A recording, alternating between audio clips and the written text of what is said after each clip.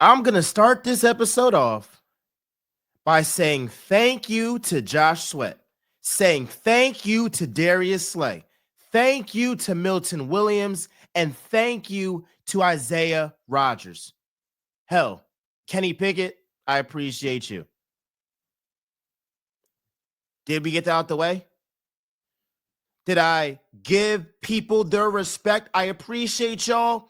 Y'all helped the Eagles get another Super Bowl, the second one in my life.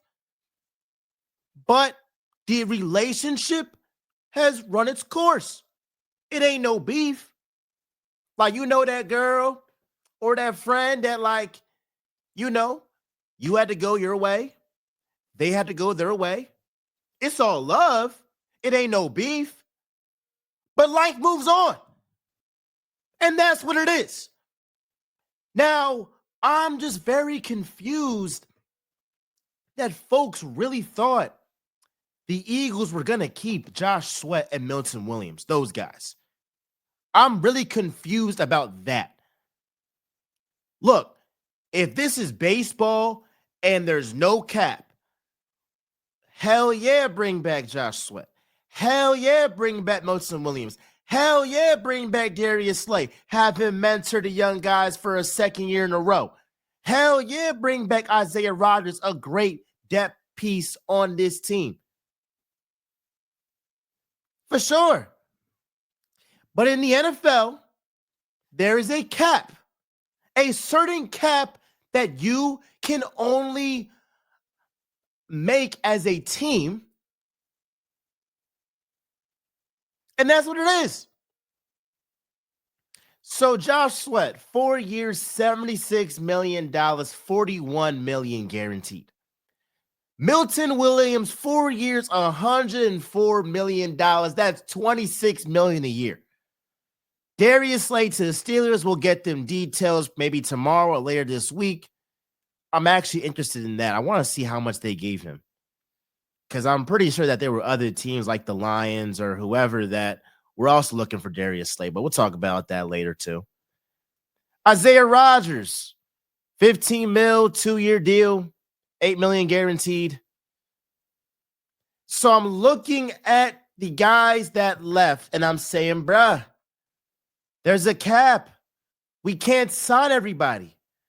And free agency in the NFL is extremely overrated because there's not going to be any A-plus players. A-plus, A-minus. It might be some A-minus players if it's a bad organization. But there's not going to be an A player on the market. There is not. They're either going to be signed to a long-term deal or they're going to be franchise tagged. It's one of those two. What did the Bengals do? We're going to talk about them and how incompetent they are. But what did they do? They franchise tagged T. Higgins. T. Higgins, who's an A-level player, did not hit free agency because the Bengals said, we got to keep him. We'll use the franchise tag. A guy in Zach Bond, who had an A-plus season. Before free agency started, he got locked up. Shout out Howie Roseman. Myles Garrett, I'm just saying these guys, they're getting extensions or they're getting franchise tag. Obviously, he got an extension.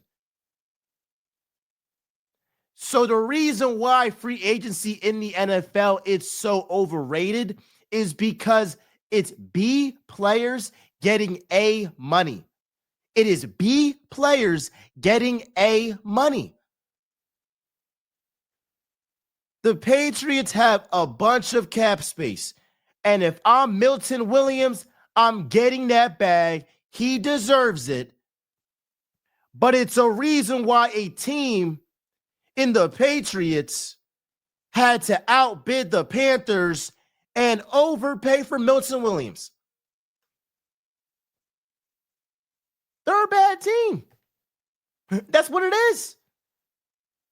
But Super Bowl teams realize there's some guys that we got to move off from. Remember when the Chiefs, they had to move off from Darius Sneed and he went to the Titans and the Titans signed all those players in free agency? What did that leave them with? They are terrible. And they have the number 1 pick in the NFL draft.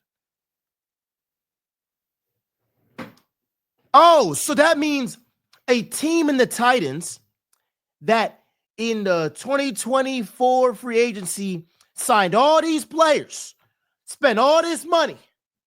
The following season, they got the first pick in the draft. They were that ass. All right. That's my thoughts on those players leaving. Again, it's all love. Look, Josh Sweat, Milton Williams, those guys specifically, they deserve the bag. They do. Because they balled out on the biggest stage and they deserve that respect. But if you're being honest, are they A players right now? No, not for a whole season. They can have A-level moments, and they did just that on the biggest stage. But up to this point, and that could change. Maybe Milton Williams becomes this star defensive tackle and becomes like a top 5 tackle or whatever. But up to this point, for a whole season, they're B players. Like if Josh Sweat had 2.5 sacks each game, I mean, yeah, he's an A-level player, but he had an A-level game. And it's no disrespect to them. It's just the facts. Just the facts. So that's what that is there. But the Eagles letting all these guys walk in free agency lets me know they have belief in Ajomo, Hunt, Trotter Jr., and Ringo. I will say it again. The Eagles letting go of Josh Sweat, Milton Williams, Darius Slay, Isaiah Rodgers in free agency lets me know the confidence they have in Moro Ajomo, Jalix Hunt, Jeremiah Trotter Jr., and Keely Ringo. That's the facts. And I'm looking at Ajomo, Hunt, Trotter Jr., and Ringo. I mean, Clint Hurt, the defensive line coach, and Vic Fangio damn near helped Ajomo become a king in Nigeria. I mean, he's welcomed like he's the freaking king, bruh. That's how well he was playing. He was a 7th round pick. Jalix Hunt literally got Joe Thuney traded to Chicago because he whooped his ass.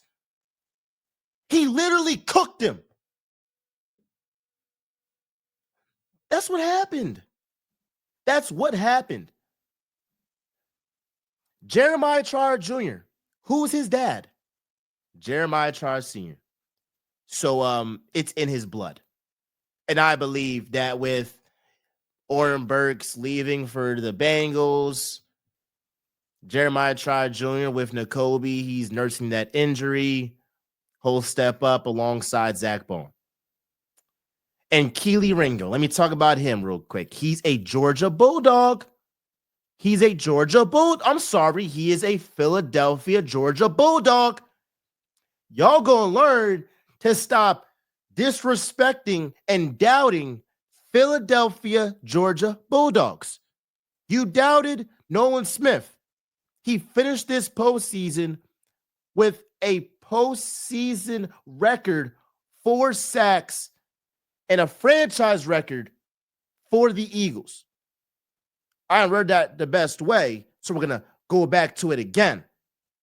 Nolan Smith, the same guy that folks said he was a bust in his first year, in his second year, has a franchise record 4 sacks in the playoffs. Georgia Bulldogs are champions. Nakobe Dean was having an amazing season at linebacker. He wore that green dot. And folks said that it was cap, that he took the spot over Devin White. How do you look now?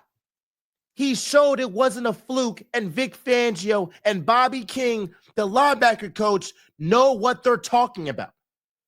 That's the facts. We know Jalen Carter. So I'm looking at this. Keely Ringo is going to be a starting caliber cornerback for the Philadelphia Eagles.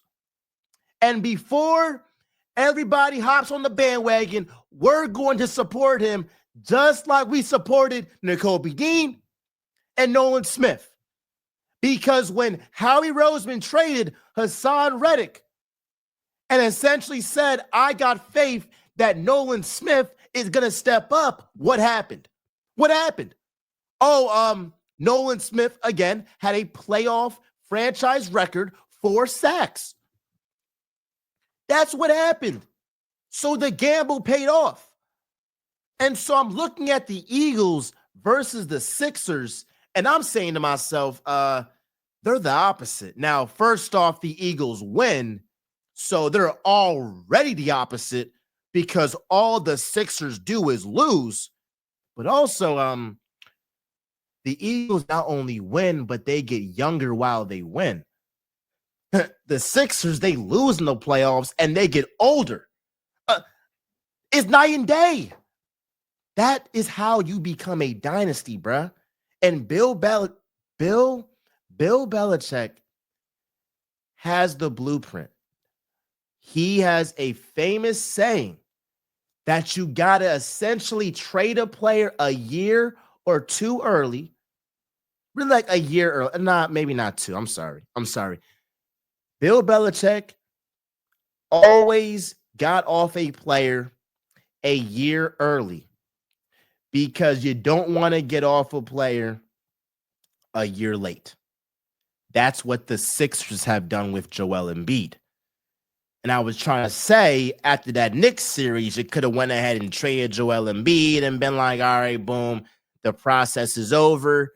You was emotional, gave him that extension, and now he's on one of the worst contracts in NBA history, and he's not looking like he'll be the same player again.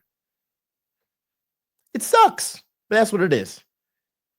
So not only is Howie Roseman putting faith in those young guys like we was talking about, but he's also getting complimentary picks in the 2025 draft. I'm sorry. Well, with some of these moves in trading Kenny Pickett, he gets a 5th round pick, and now Tanner McKee, who we're going to talk about a little bit later, now he's the quarterback too. But in Howie Roseman saying, we're going to get younger, we're going to let some of these guys walk. The Eagles actually have 8 picks currently in the first 4 rounds of the 2026 draft. It's Howie season, bro. It's Howie season. That's what it is. And so while all these teams like the Cardinals and the Patriots and these teams that just simply aren't that good, they keep using up their cap space on B-level players, the Eagles are going to keep getting younger, keep that nucleus, and continue to retool. I love it. I love it. It's amazing. We talked about Tanner McKee. Let's talk about him real quick. I love the fact that Howie Roseman and the Eagles were like, you know what? Let us put our stock in Tanner McKee. Yup. Let me just go ahead and charge my computer.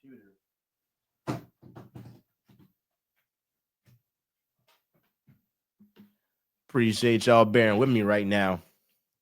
But look, the fact that the Eagles said we're rolling with Tanner McKee is beautiful. It's beautiful. And I ain't gonna lie, this season I was like, hey, like Kenny Pickett is quarterback too. That was cap. That was wrong. Tanner McKee, he's quarterback too. And he was slinging it. He was snapping. I saw him versus the Giants. I was like, oh my God. Now, granted, it is the Giants, but even against the Cowboys, I believe, I was like, dang, He got like, well, in his first 3 attempts, he already got a touchdown. I mean, like, my goodness, this guy was snapping. And so we know that with Jalen Hurts being a running quarterback, he might miss a game or two in the regular season. And I got full confidence that Tanner McKee will step up with these weapons and go out here and show up. He did that last season. He will do that again. This guy earned the spot to be the quarterback too. I love it, man. What is he? Starts with an M. Starts with an M, bruh. What's the Mormon? The Mormon missile. The Mormon missile. Just saying, bruh. I'm just saying. I got to go back to Howie Roseman real quick and just talk about how he essentially bounced back from drafting Jalen Reagor. Let me show y'all what Howie Roseman did after drafting Jalen Reagor. For context, Howie drafted Jalen Reagor, and this is the famous pick that was right before Justin Jefferson. And Philly was like, bruh, how could you do this? And we had Jalen Reagor and J.J. Arcega-Whiteside instead of Jettas and DK Metcalf. Now, Howie Roseman backed it up. Well, he ended up bouncing back, rather, and showing up. But I'm looking at Howie Roseman since 2021 and his first 3 draft picks since drafting Jalen Reagor in 2020. And I'm saying, oh, he locked in and he got in his bag. 2021, Devontae Smith, Land Dickerson, Milton Williams. In order. Oh my gosh. That's batting 1,000. 2022, Jordan Davis, Cam Jurgens, Nakobe Dean. Batting 1,000. 333. Oh, 2023, Jalen Carter, Nolan Smith, Tyler Steen. 343. And then 2021, this is sensational. Quinyon Mitchell, Cooper DeJean, Jalen Hunt, 333. So I'm looking at these past 4 drafts, and Howie Roseman has literally been on fire and picked 12 players that either got a bag because they were so good, or they're on this team, they got an extension, and or they're out here about to get an extension. Cam Jurgens, I'm just saying. So Howie Roseman knows what he's doing. The fact that the Eagles have all these draft picks, it's amazing for the Eagles, bruh. It's amazing, and I got full confidence in them, bruh. That's what I had. That's the confidence I have in this group. Now, looking at the Bengals and the Cowboys do business, it makes me so thankful to be an Eagles fan. Because what do the Eagles do? The Eagles pay their players early. That's what they do. And that pays dividends in the end because the cap always goes up each year. So you don't want to wait too long and then somebody like a Myles Garrett gets 40 mil. Now the Cowboys got to go out here and set the market with Micah Parsons. If they went ahead and paid him early, then now you wouldn't have been at such a high number annually. But that's Jerry Jones for you. He wants to be the, off-season Super Bowl champions instead of the real Super Bowl champions. What about the Bengals? So the Bengals could have had Jamar Chase at a lesser number than he'll be now. They could have had T. Higgins, maybe like $25 million. They waited, and then the price kept going up, and now they got to pay 2 guys an exorbitant amount of money. And the Bengals are so bad at this that they have to essentially and potentially move off Trey Hendrickson just to appease Joe Burrow and give him his 2 number 1 wide receivers in T. Higgins and Jamar Chase. Now, here's my thing on that. I think 2 things can be true, and this is a little bit off topic, but we're just going to keep on going. I think 2 things can be true with the Bengals and Joe Burrow. Is the Bengals front office terrible? Yes. Are they bad at taking care of their players? Yes. But also, if Joe Burrow is the guy that y'all say he is, he should not need Jamar Chase and T. Higgins. Like I've heard with Jalen Hurts, he needs Devontae Smith. He needs A.J. Brown. What would he be without those guys? But they say with Joe Burrow, he don't need these guys. So if he doesn't need these guys, kind of like how Patrick Mahomes did not need Tyreek Hill, kind of like the Bills and Josh Allen got back to the AFC Championship game without Stephon Diggs, I'm asking Joe Burrow, not to mention Lamar Jackson has been cooking with like Willie Snead out there. I'm just saying, like, he ain't have no crazy guy. He just got Zay Flowers. So how come Joe Burrow, he need 2 number ones?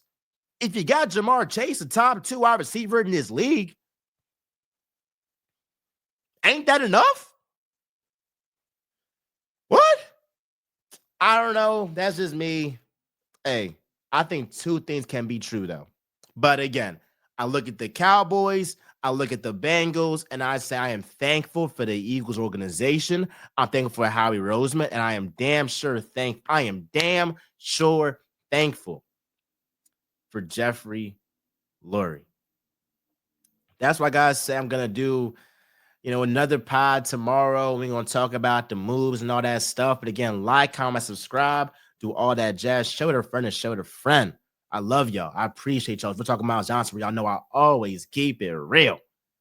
I am out, y'all.